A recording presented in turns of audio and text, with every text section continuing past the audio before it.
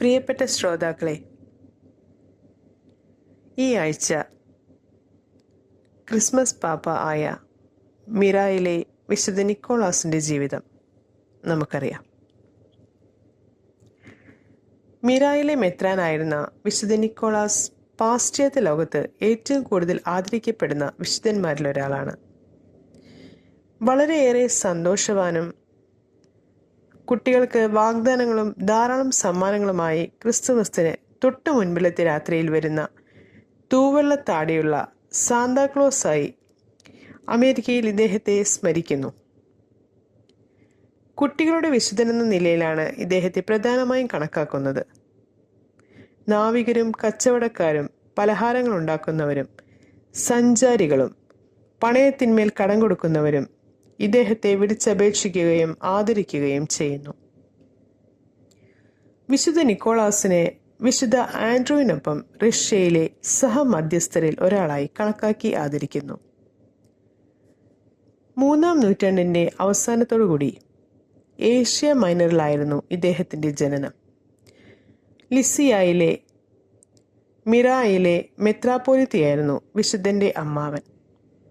അദ്ദേഹം വിശുദ്ധനെ അടുത്തുള്ള ആശ്രമ അധിപതിയായി നിയമിച്ചു. മെത്രാപ്പോലിത്തയായിരുന്ന അമ്മാവന്റെ മരണത്തോടെ വിശുദ്ധൻ അടുത്ത മെത്രാപ്പോലിത്തയായി വാഴിക്കപ്പെട്ടു. തന്റെ മരണം വരെ വിശുദ്ധൻ ഈ പദവിയിൽ തുടർന്നു.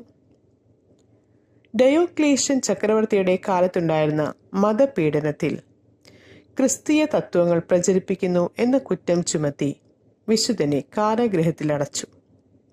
എന്നാൽ കോൺസ്റ്റന്റൈൻ ചക്രവർത്തിയുടെ കാലത്ത് അദ്ദേഹം മോചിതനാവുകയും ചെയ്തു.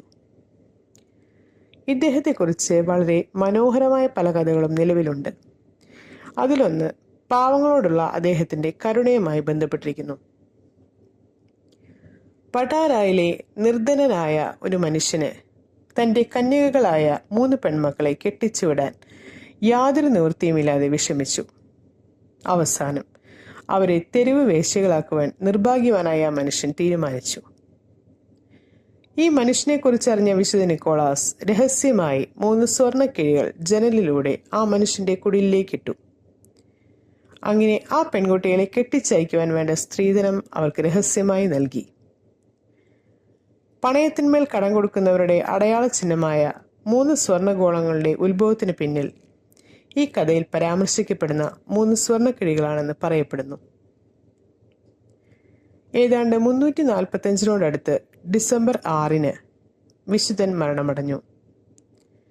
വിശുദ്ധന്റെ ഭൗതിക ശരീരം മിറായിലുള്ള ഒരു ദേവാലയത്തിൽ അടക്കം ചെയ്തു. 1087 വരെ ഇത് അവിടെ ഉണ്ടായിരുന്നു. പിന്നീട് ഇറ്റലിയിലെ ഒരു തീരദേശ പട്ടണമായ ബാരിയിലെ നാവികർ ഈ ഭൗതികാവശിഷ്ടങ്ങൾ പിടിച്ചടക്കുകയും ഇവ തങ്ങളുടെ പട്ടണത്തിലേക്ക് കൊണ്ടുവരികയും ചെയ്തു. ഇതിനോടകം തന്നെ വിശുദ്ധനോടുള്ള ഭക്തി യൂറോപ്പിലും കൂടാതെ ഏഷ്യയിലും പരക്കെ വ്യാപിച്ചു. പാശ്ചാത്യ ലോകത്ത് ഇതൊരു മത നവീകരണത്തിന് തന്നെ തുടക്കം കുറിച്ചു. വിശുദ്ധന്റെ ഇടപെടൽ നിമിത്തം ധാരാളം അത്ഭുത പ്രവൃത്തികൾ നടക്കപ്പെട്ടിട്ടുള്ളതായി പറയപ്പെടുന്നു. ബാരിയിലെ സാൻ നിക്കോള ദേവാലയത്തിൽ ഇപ്പോഴും അദ്ദേഹത്തിന്റെ തിരുശേഷിപ്പുകൾ സൂക്ഷിച്ചിരിക്കുന്നു. ഇതിൽ നിന്നും ഔഷധ മൂല്യമുള്ള മന്ന ഡിയസ് നിക്കോള എന്നറിയപ്പെടുന്ന ഒരുതരം തൈലം ഒഴുകിക്കൊണ്ടിരിക്കുന്നതായി പറയപ്പെടുന്നു. ഡച്ചിലെ പ്രൊട്ടസ്റ്റന്റുകാർ ന്യൂ ആംസ്റ്റർഡാമിൽ വിശുദ്ധനെക്കുറിച്ച് വളരെ പ്രശസ്തമായ മറ്റൊരു കഥ പ്രചരിപ്പിച്ചു. ഈ കഥയിൽ വിശുദ്ധൻ ഒരു മാജിക്കാരനോ അല്ലെങ്കിൽ ഒരു അത്ഭുത പ്രവർത്തകനോ ആയിട്ടാണ് ചിത്രീകരിക്കപ്പെട്ടിട്ടുള്ളത്. സാന്താക്ലോസ് എന്ന സങ്കല്പം ഈ കഥയിൽ നിന്നും ഉരുത്തിരിഞ്ഞു വന്നതാണ്. എന്നാൽ കത്തോലിക്ക വിശ്വാസികൾ ഇദ്ദേഹത്തെ ഒരു വിശുദ്ധനായും വളരെ നല്ല വിശ്വാസിയായും കൂടാതെ മിറായിലെ മെത്രാപ്പോലിത്തയായും ആദരിച്ചു വരുന്നു. Greece, Russia, Naples, Sicily, Lorraine കൂടാതെ ഇറ്റലി, ജർമ്മനി, ഓസ്ട്രിയ, ബെൽജിയം എന്നിവിടങ്ങളിലെ പല നഗരങ്ങളിലും ഈ വിശുദ്ധനെ മാധ്യസ്ഥ വിശുദ്ധനായി കരുതി ആദരിച്ചു വരുന്നു. ഇനി ഇന്നത്തെ ചിന്താവിഷയം. ജീവിതത്തിലെ ചില സുപ്രധാന നിമിഷങ്ങളിൽ മറ്റുള്ളവരോടുള്ള നന്ദിയും സ്നേഹവും പ്രകടിപ്പിക്കാൻ നമുക്ക് വാക്കുകൾ കിട്ടാതെ വന്നേക്കാം.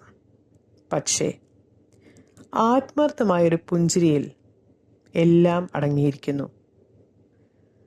എപ്പോഴും പുഞ്ചിരിക്കുക. ഏവർക്കും നന്ദി.